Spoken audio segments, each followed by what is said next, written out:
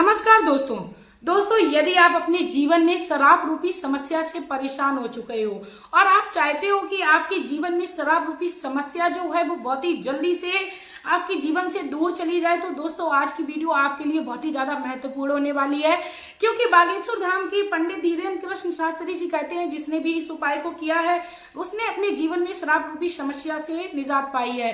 क्योंकि दोस्तों कहते हैं कि इस उपाय को 2 पान के पत्तों के साथ करना है और थोड़ा सा मक्खन लेना है।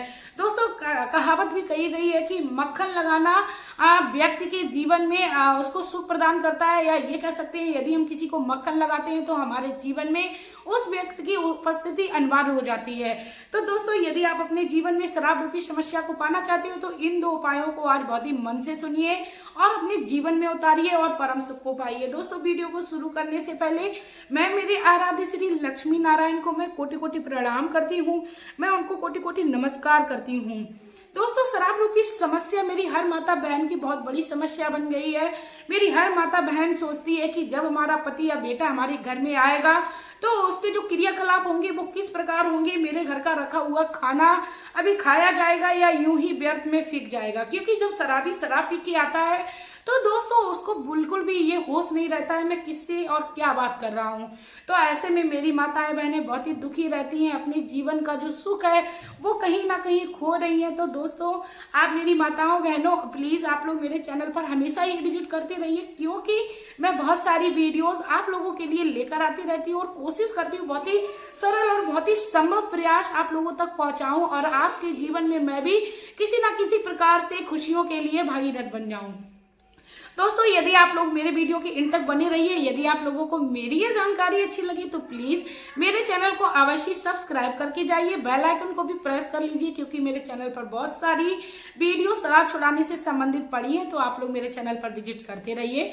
और इसके साथ ही दोस्तों कमेंट बॉक्स में श्री लक्ष्मी नारायण का जय बागेश्वर धाम का प्यारा सा कमेंट कर दीजिए। दोस्तों सबसे पहला जो उपाय है वो आप लोगों को भगवान शिव पंचायत के जो मंदिर में कहते हैं, जैसे शिव पंचायत दोस्तों किसको कहते हैं सबसे पहले तो मैं आप लोगों को ये बता देती हूँ। दोस्तों शिव पंचायत उसको कहते हैं जिस मंदिर में ये 5 देवी देवता विराजमान होते हैं। दोस्तों शिव पंचायत में जब आप अपने इस उपाय को करेंगे तो दोस्तों आप विश्वास करिए आपके जीवन में आपको अवश्य लाभ देखने को मिलेगा। क्योंकि कहा जाता है जब किसी को क्या कहते हैं कि उसके गुनाह होता है या किसी का, या ये कह सकते हैं जब किसी की न्याय की बात आती है तो वह पंचायत तक पहुंचती है तो उस व्यक्ति को अवश्य न्याय मिलता है। तो यदि आप अपने जीवन में इस सुख को पाना चाहते हैं तो आप अपने इस उपाय को शिव पंचायत तक अवश्य पहुंचाइए। शिव पंचायत किसे कहते हैं? जिस मंदिर में भगवान शिव, भगवान श्री विष्णु, भगवान श्री सूर्यदेव के नाम का जल निकाला जाता है। उसके बाद भगवान श्री गणेश जी और माता दुर्गा निवास स्थान करती हैं, वहां पर शिव पंचायत बोला जाता है। यानी 5 देवी देवता जहां पर स्थित होते हैं उसको शिव पंचायत बोलते हैं। आपको क्या करना है, आपको 2 पान के पत्ते लेने हैं, उसके बाद आपको थोड़ा सा मक्खन लेना है। दोस्तों मक्खन आपको आराम से मार्केट में मिल जाएगा और आप चाहें तो अपने घर में एक मलाई से आप निकाल सकते हो। यदि आप अपने घर में मलाई से मक्खन को निकाल लेते हो तो आप अपने जीवन में और भी ज्यादा सुख प्रदान करेंगे, क्योंकि घर की बनी हुई चीज हमेशा ही सर्वश्रेष्ठ होती है पूजा पाठ के लिए। तो आप 2 पान के पत्ते लीजिए और आप थोड़ा सा मक्खन लेकर भगवान श्री शिव पंचायत के मंदिर में पहुंच जाइए। आपको सबको प्रणाम करना है। भगवान श्री सूर्य देव के नाम का आपको 1 लोटा जल अवश्य ले जाना है। दोस्तों कहते हैं भगवान श्री सूर्य देव को जो भी जल चढ़ाता है तो मानो हमने अपनी सारी मनोकामना कह दी हो और वह पूर्ण करने में हमें काफी ज्यादा हमें लाभ प्रदान करते हैं। दोस्तों आपको क्या करना है कि पान के पत्ते को ले जाना है, उसके बाद आप सभी देवी देवताओं को प्रणाम करिए। आपको वहां पर कुछ समय के लिए आराम से पांति मीस कर बैठ जाना है, क्योंकि पंचायत में उस व्यक्ति को बिठाया जाता है जिसकी जो भी समस्या होती है। तो आप आराम से थोड़ी देर के लिए बैठ जाइए।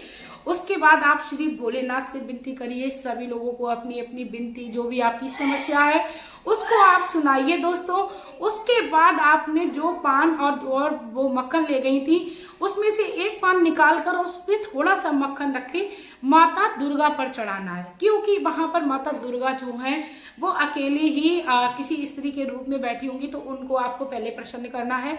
आपको माता दुर्गा को पान के ऊपर मक्खन रख के चढ़ाना है और सभी देवी देवताओं का आवाहन उस एक ही पान में आपको करना है।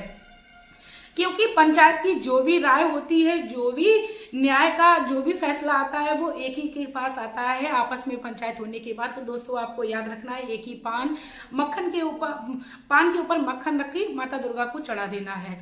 उसके बाद दोस्तों आपको प्रणाम करना है, आप उनसे विनती करिए, आप मुझे न्याय दिलाइए, आप मुझे इस दुख से निजात दिलाइए, क्योंकि मैं हार कर आपकी शरण में आई हूँ। तो आप मेरे जीवन में अब खुशियों को भरिए। आप इस विनती के साथ भगवान श्री शिव पंचायत के मंदिर से बाहर आ जाइए दोस्तों। उसके बाद आपको क्या करना है कि आप भगवान श्री शिव पंचायत के मंदिर के पीछे जाना है, याद रखना है दोस्तों। उसके बाद आपको शिव पंचायत के सामने नहीं, आपको जो दूसरा बचा हुआ पान और मक्खन रखना है, आपको मंदिर के पीछे उस पान के पत्ते के ऊपर मक्खन रखकर छोड़ देना है, प्रणाम करना है और अपने घर की ओर आ जाना है दोस्तों आपको याद रखना है कि आप इस उपाय को करने के बाद जैसे ही आप मंदिर के पीछे उस पान और मक्खन को रखेंगे, आपको पीछे मुड़ के नहीं देखना है, आपको अपने घर में आ जाना है दोस्तों। एक बार का उपाय मात्र आपके जीवन में शराब रूपी समस्या को आपको बहुत ही जल्द निजात दिलाएगा। दोस्तों कहते हैं कि जब कोई बात हम लोग हाई कोर्ट तक पहुंचाते हैं तो हमें संभवतः ज्यादातर न्याय ही मिलता है। तो भगवान की शरण में यदि हम लोग गए हैं तो हमें हमारी समस्या से अवश्य निजात मिलेगी दोस्तों। इसके साथ ही अब मैं दूसरा उपाय जो है वो मैं बता दूं। बागेश्वर धाम के पंडित धीरेन्द्र कृष्ण शास्त्री जी कहते हैं कि आप दूसरा उपाय जो है वो आयुर्वेदिक रूप में करिए। आपको क्या करना है, क्योंकि कहते हैं कि दुआ और दवा दोनों आप यदि अपने जीवन में उतार लेती है तो आपके जीवन में बहुत ही अच्छा लाभ देखने को मिलेगा।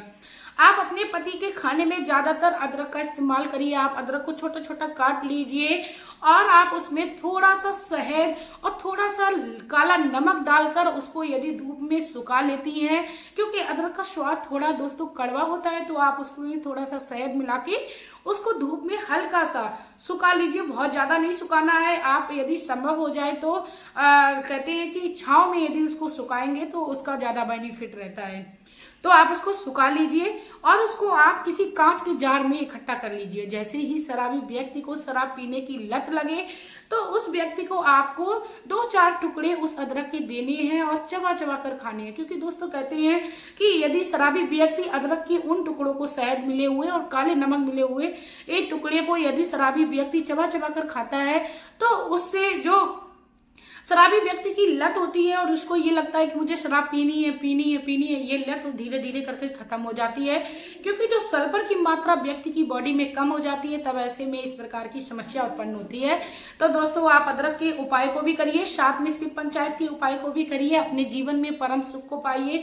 क्योंकि मेरी हर बहनों के लिए यही एक मोटिवेशन, एक उद्देश्य रहता है कि आप लोगों के लिए मैं बहुत ही आसान से सुंदर से उपाय लेके आती रहूं और शराब जैसी समस्या को जड़ से उखाड़ फेंकूं। दोस्तों हमें बहुत ही खुशी होती है आप लोगों तक इन उपायों को पहुंचाने तक के लिए, क्योंकि मैं अपने आप को बहुत ही ज्यादा भाग्यवान समझती हूँ। भगवान को धन्यवाद करती हूँ कि आपने मुझे इतना सुंदर जीवन दिया और मुझे इस लायक बनाया। तो मेरी सभी बहनों से विनती है कि यदि आप लोगों को मेरा ये सुझाव, मेरी ये वीडियो अच्छी लगी हो तो चैनल को सब्सक्राइब करके अवश्य जाइएगा, साथ में बेल आइकन को भी प्रेस कर लीजिए। श्री शिवाय नमस्तुभ्यम का प्यारा सा कमेंट भी कर दीजिए। संभव हो जाए तो आप लोग अपने जहां पर भी आप रहते हो वहां का आप एड्रेस भी, मतलब आप ये भी बता दीजिए किस जगह से वीडियो देख रहे हैं, जिससे मुझे और भी ज्यादा खुशी होती है कि मेरी वीडियो यहाँ तक पहुंच रही है। तो दोस्तों अब मैं वीडियो में आप लोगों से लेना चाहूंगी विदा। आपका प्यार और कीमती समय देने के लिए धन्यवाद।